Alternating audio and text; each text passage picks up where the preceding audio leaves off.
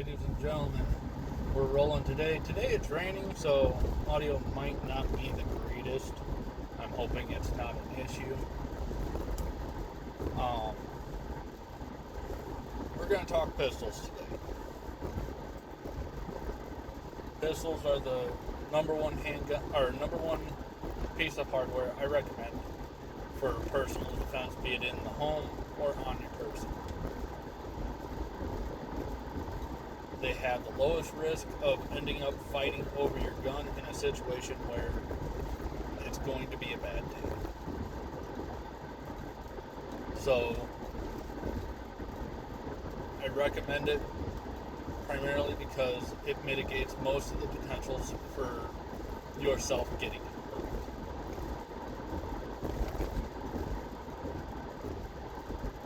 They do have some drawbacks. Most handguns are going to be a little harder to control than a rifle, just because you've got the hand grip to hold on to and that's it. Whereas with a rifle, you've got 3 points of contact: your shoulder, your shoot hand, your control hand, allowing you to control that weapon a lot better. Handguns, recoil management is a consideration. With proper training, there isn't a handgun on the planet somebody can't use. Perfect example, my youngest sister, many years ago. My dad had a Ruger 480, and that's what we were shooting because we enjoyed shooting. And we all gave it a try. The Ruger 480 it's not as powerful as the Smith & Wesson 500, but it's not too terribly far off. It is a monster of a handgun. The running joke at home was it was hand artillery. It had a ton of recoil. My youngest sister at the time was 14, 15, somewhere in that neighborhood. Maybe 90 to 100 pounds tops. And she could handle it. She was not a big human. She could handle it. It comes with training. Knowing how to properly hold it. And you should be able to manage anything out there. That being said, the higher the recoil, the slower the follow-up shots. You can train to mitigate recoil and get it to the point that the difference is negligible, but it will always be there. I personally carry 45 ACP in most of my equipment because it has the lowest potential for harming somebody else after it impacts my target. Big, slow, a lot of surface area. It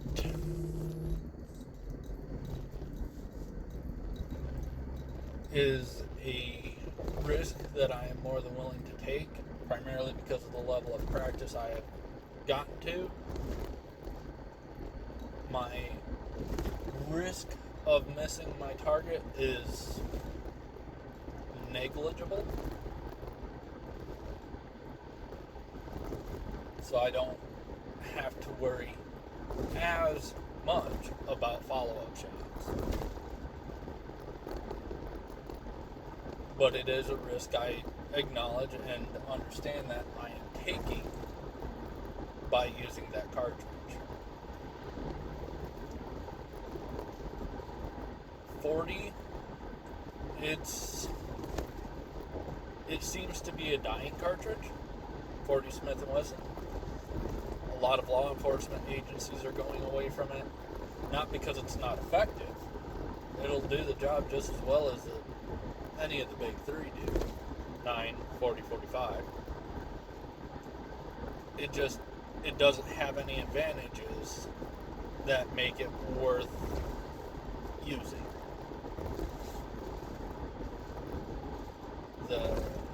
The the birth of the 40 was from the 10 millimeter, which is a monster kicker of a round, and they tried to tame it by shortening the round,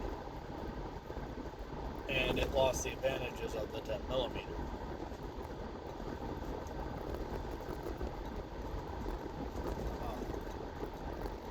9 millimeter has capacity and penetration.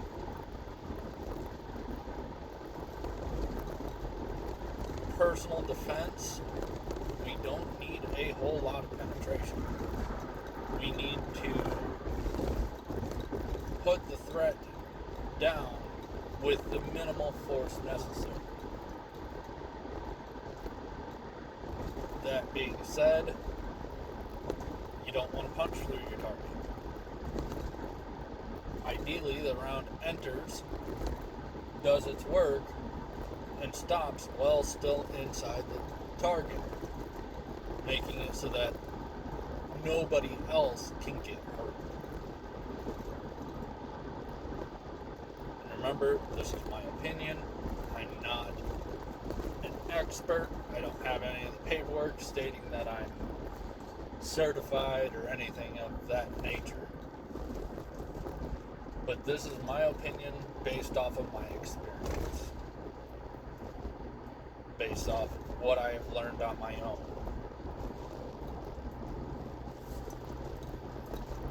These are decisions you will have to contend with if you decide to carry on your own person. I highly recommend that if you decide to carry a handgun after seeing this video, you go get yourself some training. Do the homework that's going to come with carrying that equipment. Learn a little bit about ballistics, the difference between terminal ballistics and traveling ballistics. Terminal ballistics is what the round does on target. Ballistics are what the round does in the air.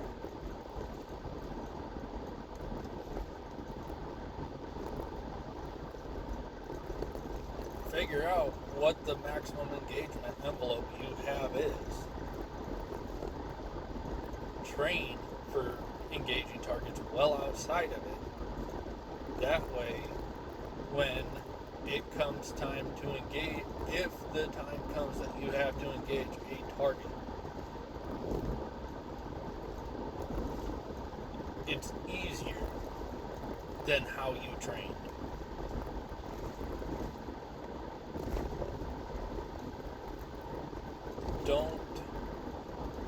Don't think that somebody else is going to take care of you.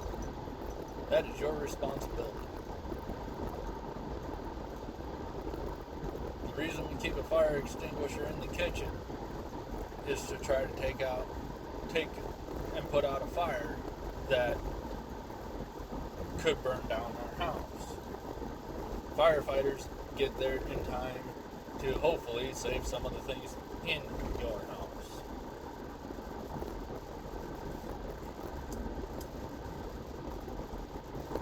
Cops are no different. Other people are no different. You carrying a gun is the same as having a fire extinguisher in your kitchen.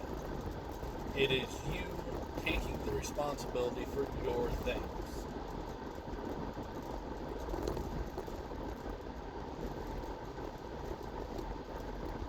That is the best way to ensure that if a bad situation does happen to you, you come out of it alive. Am I saying you'll come out of it unscathed? No. No matter what, ending a life is a traumatic experience. If you're a halfway decent person, it'll never be an easy thing to do. It'll never be something you take lightly. It'll always be something that you look at with a certain level of disdain, which is good. That means you're a decent human being. But unfortunately, There are times in people's lives where they have to.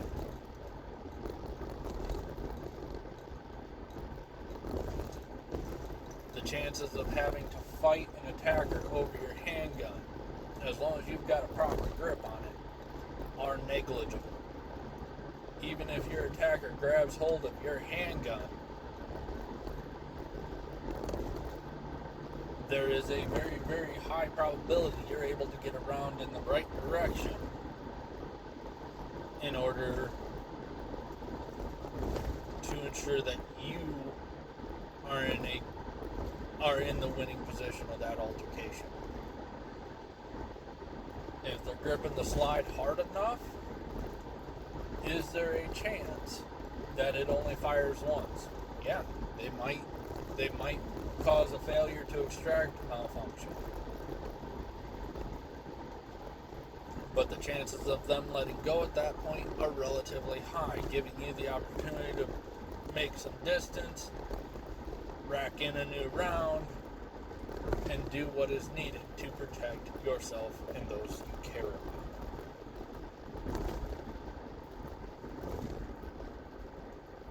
Any of your long guns, that can turn into a fight where nobody's going to win it easily, and you're now fighting a battle of strength rather than a battle of training. Whoever is strongest in that fight with a long gun is probably going to win. Handguns, it's about speed and violence of action.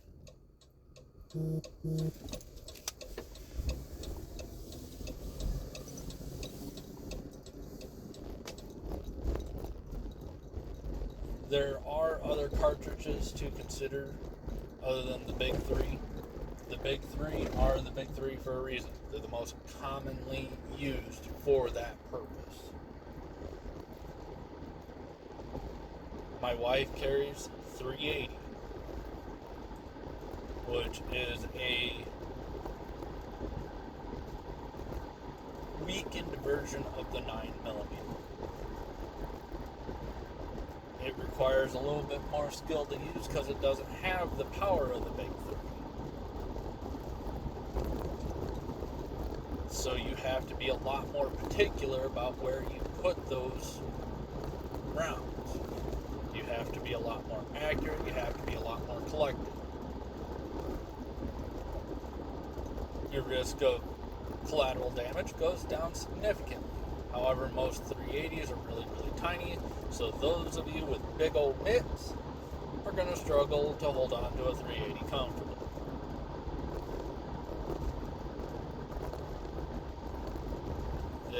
Because of their size, they have moderate recoil.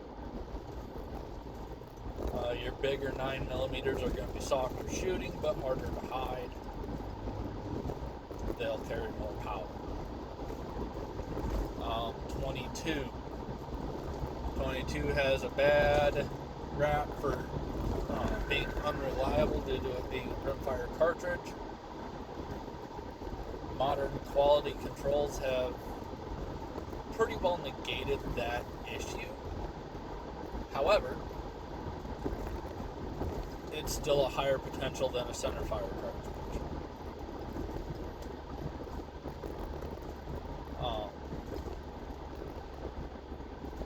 22, you run into a lot of underpowered issues. With a 22, yeah, follow-up shots are lightning quick, but you will need them. You're not going to be doing a whole lot of damage to the interior components of your target, and your target will take a lot longer to slow down. Humans are hydraulically driven pieces of equipment. Our blood is our hydraulics. The faster you're able to get the hydraulic fluid out, the faster that machine stops functioning correctly. Bigger holes equal faster leaks. More holes equal faster leaps. 22, itty bitty hole. Itty bitty hole. But if it's all you're comfortable carrying, carry it. Just know you're going to have to use a lot more ammo. It's a lot cheaper. It's a lot cheaper to shoot. It's a lot cheaper to practice. I don't think there's a range on the planet that don't allow 22 to be used at its range because it's so low powered they don't have to worry about it doing anything goofy. Most of your ranges do have restrictions on what rounds they allow to be used at their range due to the level of protection that the range has.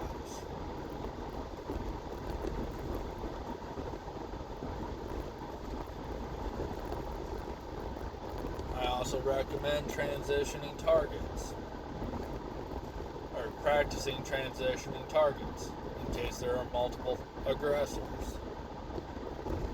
I recommend friend-foe practice because especially in a case of, say you're at a mall and you end up in a situation that is less than ideal, being able to identify a threat from a non-threat is going to be absolutely vital. Putting the end to a hostile individual, if you're a good person, is still going to mess with you a little bit. Being responsible for the death of an innocent bystander is going to destroy most of us. So do what you can to mitigate that. Practice friend-foe identification. One of my favorite training drills is called dot torture. It is a 10-dot sheet of computer paper. You can Google it, and it will help you tremendously.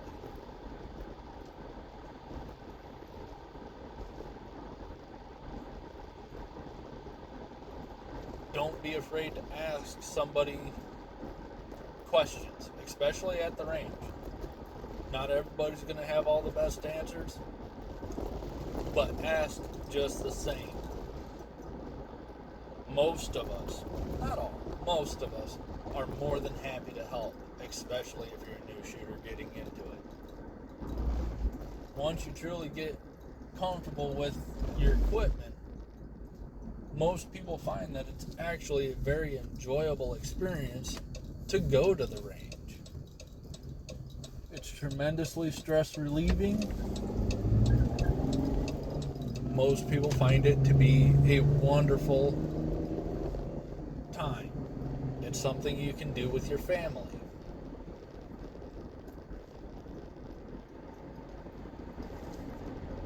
Once you get to the higher skill levels, live fire training becomes expensive. Consider getting into one of the laser training opportunities. Your Strikeman, your Mantis. There's a million of them out there. I won't try to tell you which one's the best, because I don't know. But look into getting something of that nature, because that allows you to train at home. You can have somebody hide the target somewhere in the house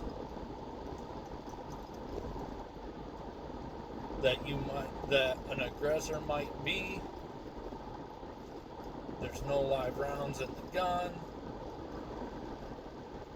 So, pardon me, the training becomes more effective, and it allows you to train in your own home, giving you that practice in your home.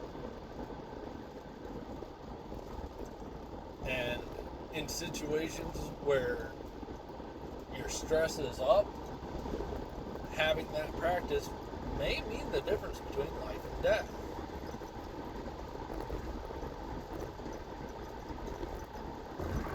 So I seriously recommend them. Another option is airsoft. That allows you to practice with another individual that you trust and actually identify how ready you are.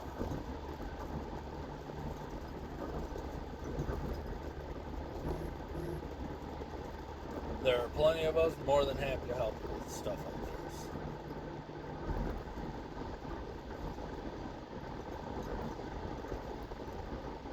Don't let the media telling you that guns are dangerous scare you away from a firearm. Every time you jump on the road, you put yourself in more danger than you ever do when you carry a gun.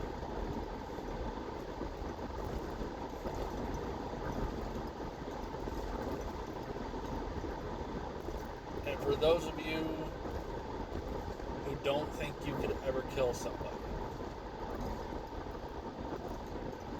your situation is the hardest.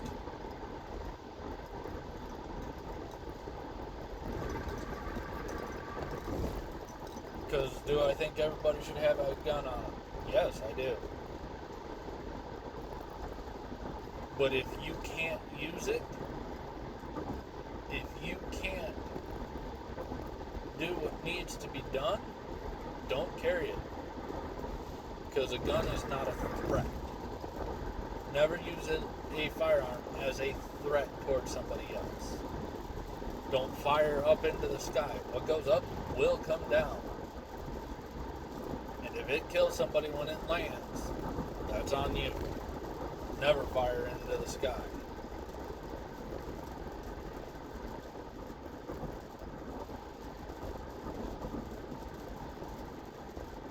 Warning shots are risky. A verbal warning? Yeah, give a verbal warning. I've trained to do just that. If I have to come up out of my bed and I know somebody's in my house, I'll come up and I'll yell, I am an armed veteran and you're in the wrong house. And then I'll go dead silent.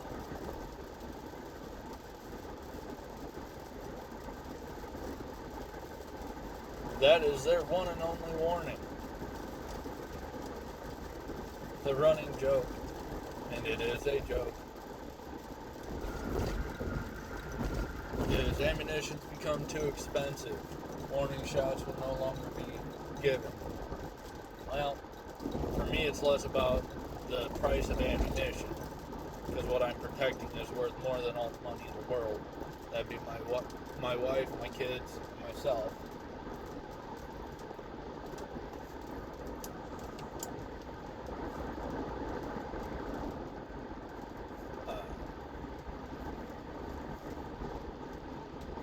The price isn't the problem. It's the risk of sending a round somewhere I don't want it to go.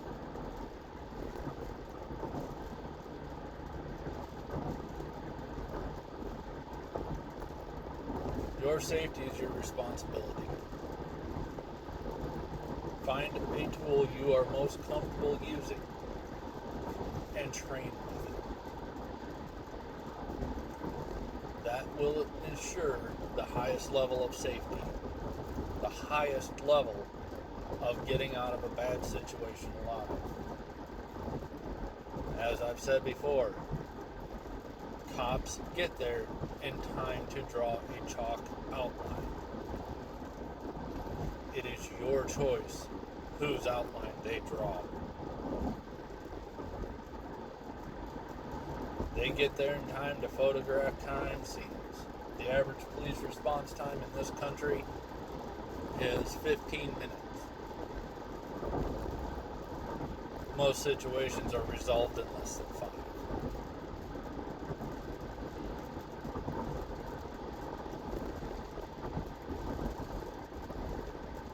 Your job is to protect yourself.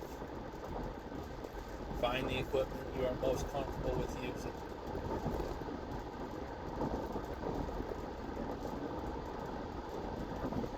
honestly don't care if it's a bat, a knife, a baton, a stun gun. Have something. I personally prefer a handgun. Handguns are effective out to about 20 yards. That is a 20-yard bubble all the way around you that you are effective. Most bad situations are within 5 yards. Any of your knives or bats or anything of that nature, a bat, halfway decent for home defense. You got to think about the swinging room.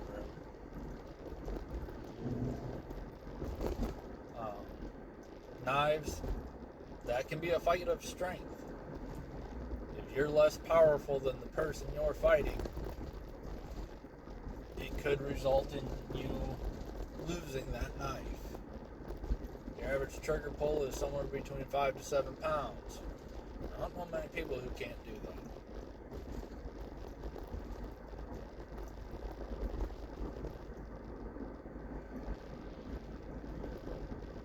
And pray every day that all the training you have done never needs to be used. Pray that that situation never finds you. The more of us who do start carrying, and it becomes common knowledge that people are carrying in the world, bad guys are cowards. They go for soft targets. They go for easy targets. They're lazy. They don't want to work hard. The more difficult you make it, the less likely you are to become a victim.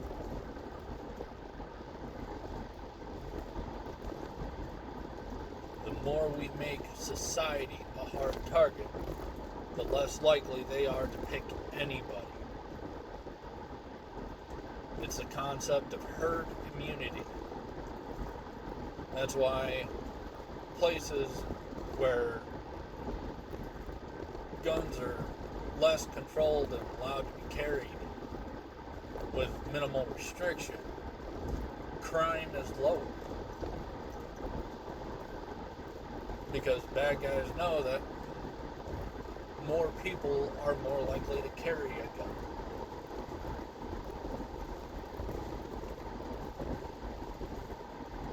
Push your legislatures to let you carry that gun. Because even if you don't, if another 10 people in your surroundings do, the bad guys are less likely to show up. Something like 90%, and I don't quote me on that, you'll have to do your own homework. Something like 90% of shootings have occurred in gun-free zones. Why? Because the bad guy knows that that's where they're least likely to get shot doing what they're doing.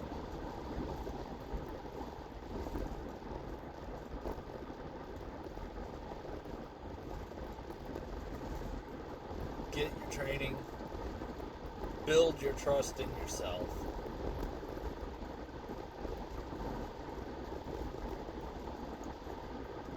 and be safe. And for those of you with religious objections to ending a life no matter what, Luke 22:36, sell your cloak and buy a sword. Even God wants you to protect yourself, people.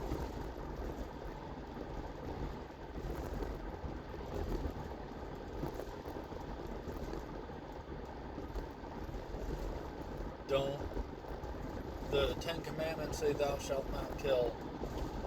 I'm by no means a biblical scholar, but I've heard that in the original texts there are multiple words for killing somebody. And the original word used actually meant murder.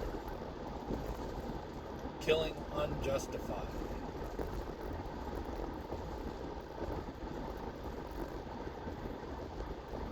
David versus Goliath. David killed Goliath. God does not expect you to roll over and let evil run over you. Be safe.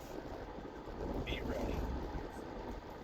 But pray you never have to use it. Y'all have a great day. Be safe. God bless.